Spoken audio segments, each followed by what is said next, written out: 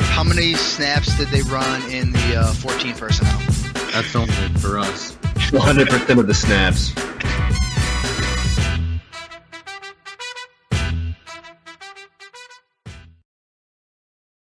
Welcome into Trade Targets Week 5, presented by 14 Personnel. I am your host, Justin Wright, and I am joined by my worst half, I guess most people would say, Marco. What's going on, man? Your more handsome half, I think, is what you meant to say. Mom wouldn't disagree, but okay. We're talking. Well, you're going to look like Dad. That's a bummer. Okay. That's upsetting. Ruin the episode. We're talking wide receivers. If you haven't seen already, there's also a running back video. 2 guys we are looking to trade for. 2 we're looking to trade away. Switching up the format of our trade targets videos. So this is wide receivers only. Let's get into it, Marco. Let's do it. Stefon Diggs, number 1 on the list here. Obviously, we are looking to acquire Stefon Diggs. Right now, he has not performed up to the level of what we would expect him to do. However, he's still seeing over 10 targets a game. Yep. And the touchdowns, he is due for touchdowns. And honestly, this is the last week you can buy him because they have the Chiefs next week.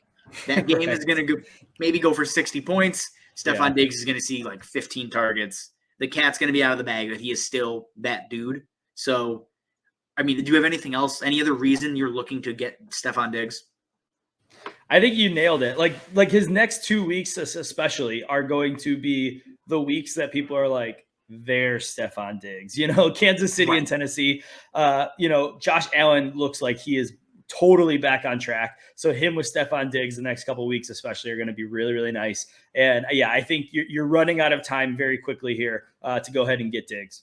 Right, and it's not like he has been bad. Like, keep that in mind. Like, there are owners that probably have him, similar to Calvin Ridley, who's also in this episode, where it's been fine but not great.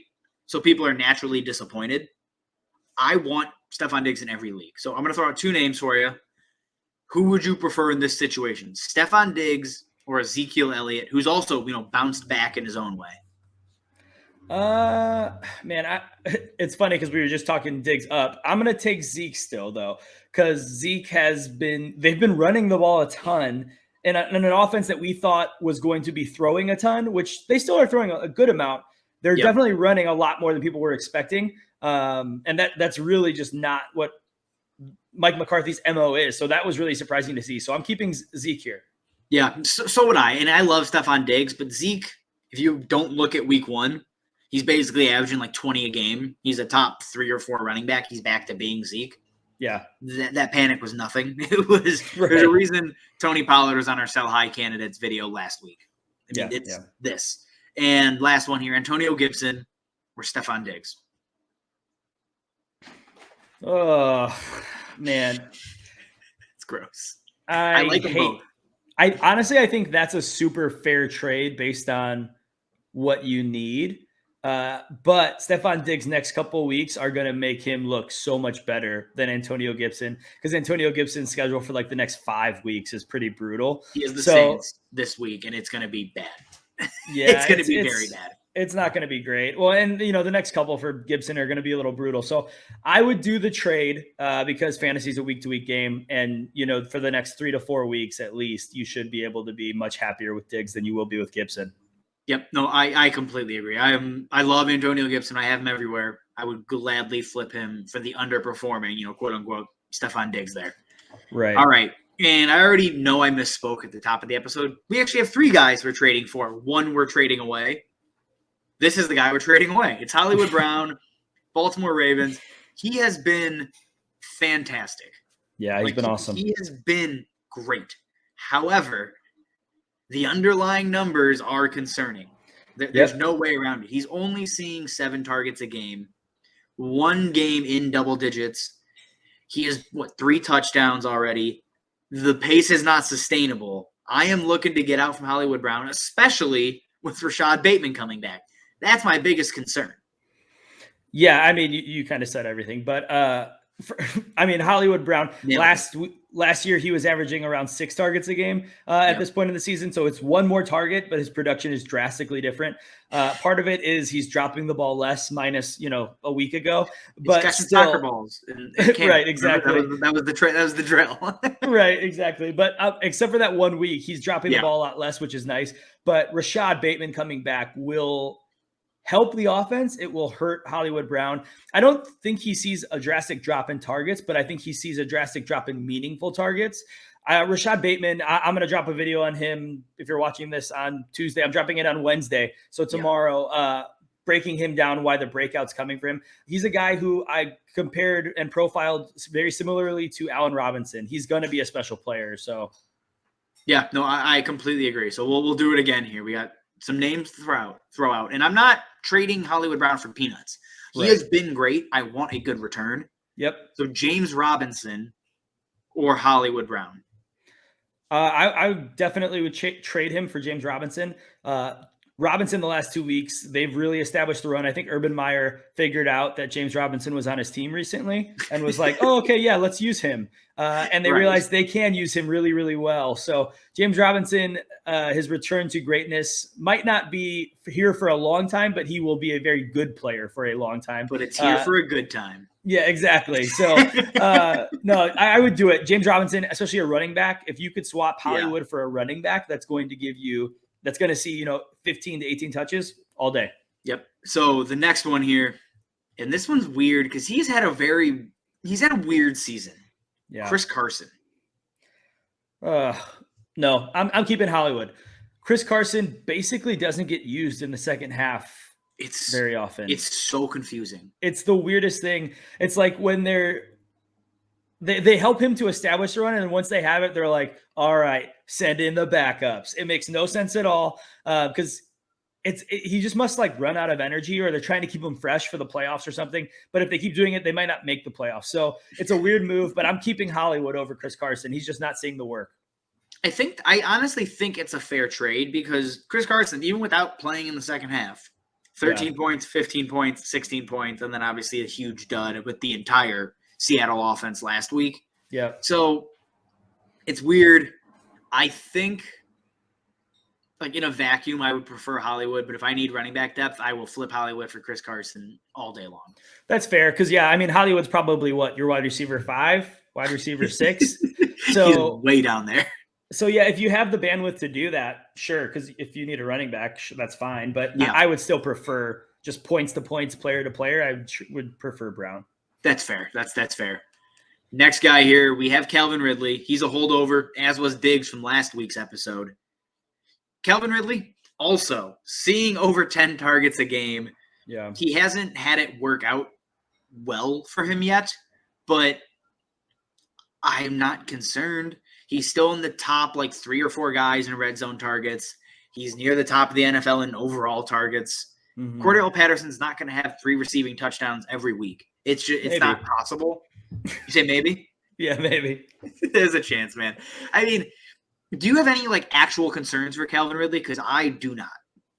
No, I don't think he's going to be the Calvin Ridley of last year and it's not because of him. It's because of the Falcons offense and Matt Ryan being terrible. Yeah. So I think he's going to do better than he's doing right now. If he bumped his average to 16.5 to 17 points a game, I wouldn't be surprised. And that would probably get him, close to that top 5 conversation. But I don't know if he's going to be the wide receiver 1. People were saying he could do that with his targets. His targets could be there, but the offense and Matt Ryan could help him not get there. So I'm not worried about Calvin Ridley, but I don't think people are going to see the ceiling they were hoping for. Yeah, he just hasn't had the yardage. I mean, 8 targets, 51 yards. 10 targets, 63 yards. 11 targets, 61 yards. And then this week, 13 for 80. Great. Loved it. Yeah. But, he hasn't had that blow-up game. It could be against the Jets. It could be against Miami. He gets the Saints, Dallas later on, Jacksonville, Tampa. Yeah. He has opportunities, but it's tough right now. All right, before we do these players, who do you want more, Diggs or Ridley? Diggs. I want the piece of Buffalo's offense. Yeah, me too. Yeah, if I could trade them 1-to-1, I'll take Diggs all day. Yeah, same. I think Diggs has the route running plus game breaker speed, where that's special with Josh Allen. They're both top 3-4 talents in the league as far as I'm concerned. It's just the quarterback. Like, that's my tiebreaker. Right. All right, CEH or Calvin Ridley. CEH has bounced back. If you guys are not aware and you're thinking, oh, gross, he's been great the last 2 weeks. Yeah, he's had 2 really good weeks. I'm going to do it. I would trade CEH for Calvin Ridley, but it's really close because if Calvin Ridley CEH sees the usage that he has been the last 2 weeks, I mean, that's how he needs to be used. He just hasn't been most of his career. So it's just hard to rely and trust that it's going to continue to happen. So give me Calvin Ridley. Yep, I'll take Ridley as well, and then we'll do it again. Ezekiel Elliott or Calvin Ridley. I mean, if we both want Diggs more, I assume we're going to keep Zeke over Calvin Ridley, right? Yeah, it's Zeke for me. Yeah, to me, that's not really close, but I've seen that offer. I've had that specific DM, which is why I want to bring it up, because people are throwing out Zeke because they don't believe still for some reason, and I don't know why. Zeke is fully back. Yeah, well, he's also being helped by the fact that the defense has stepped up a little bit. So I think that's going to be really good for Zeke for the rest of the season. Exactly. I'm with you. All right, last guy here. And again, we're not doing 2 and 2. We're doing 3 and 1. So another buy here for us. Michael Pittman. Yep. Only averaging 13 a game. However, the last 3 games, similar to Diggs and Ridley, he is seeing over 10 targets a game. And yes, it's with Carson Wentz and a kind of gross offense. But Michael Pittman looks to be on the verge of a true breakout season. Oh, yeah. I mean, I think it comes out to 32 targets over the last 3 games. Even with whoever and whatever is left there at quarterback for the Colts. I think the defense is okay enough and the running game's good enough and will probably get a little bit better, where Pittman's never going to be the number one guy defenses have to worry about. It'll typically be Jonathan Taylor. So I think Pittman's going to find some nice lanes, nice opportunities when they move him around the formation a little bit. They haven't done it a ton yet, but I think they have the ability to. So I'm interested to see if they do that. But if he's seeing even 8 targets a game, I'm in on Pittman. Exactly. I mean, he's the last couple of weeks here, over 10 points every week, just hasn't found the end zone.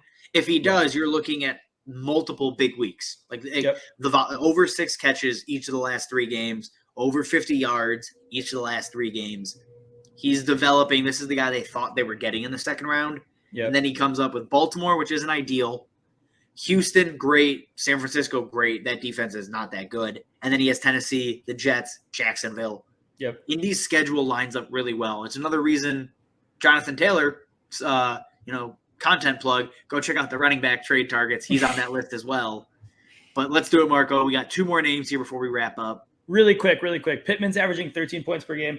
By the end of week 10, he could be averaging closer to 16 with his schedule. I believe that. Yeah, he's a wide receiver too, legitimately. Yep. Chase Edmonds or Michael Pittman. Chase Edmonds right now is like every week a 14-point player. Like that is locked in at running back, which has value. But I'm going to take Pittman. Chase Edmonds isn't getting the touches I really care about, so it's Pittman for me. Yeah, Edmonds right now, I mean, torch the Rams at 17.9, but still. Connor is the goal line back. That true ceiling isn't there for Edmonds. Yep. So I'm with you. And then the apparent new RB1 for the Baltimore Ravens, Latavius Murray, who, I mean, people are clamoring for a piece of Baltimore's offense, especially on the ground. So are you taking Pittman or Latavius Murray? I'm taking Michael Pittman. Latavius Murray, even if he is a good player for this team, there's a very real chance that by week 8 or 9, it's someone else. So give me Michael Pittman. Yep. Yeah, we learned it with Tyson Williams. Get out from underneath the Baltimore Ravens running backs. They're just cycling them through. It could be Marlon Mack in 2 weeks. Like, legitimately, we don't know. So in Dynasty, it makes me really happy for J.K. Dobbins, though. Oh, yeah, it's great there. Well, also, Gus Edwards is hurt. So right. He's gone, though, isn't he? No. Is he there still? He's got 1 more year. That's what it is. Well, we're put together here. We tried to riff. It didn't work. As always, guys, subscribe to the YouTube channel. Drop questions, trade targets, start sits even. Drop them in. We'll answer as many as we can throughout the week. Yep. Follow me over on Twitter at Justin_14P. Marco at Marco_14P. and then the podcast account at 14p_fantasy. All right, guys. As always, thanks for listening, and we will see you next time. See ya.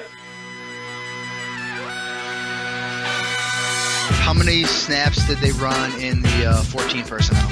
That's only for us. 100% of the snaps.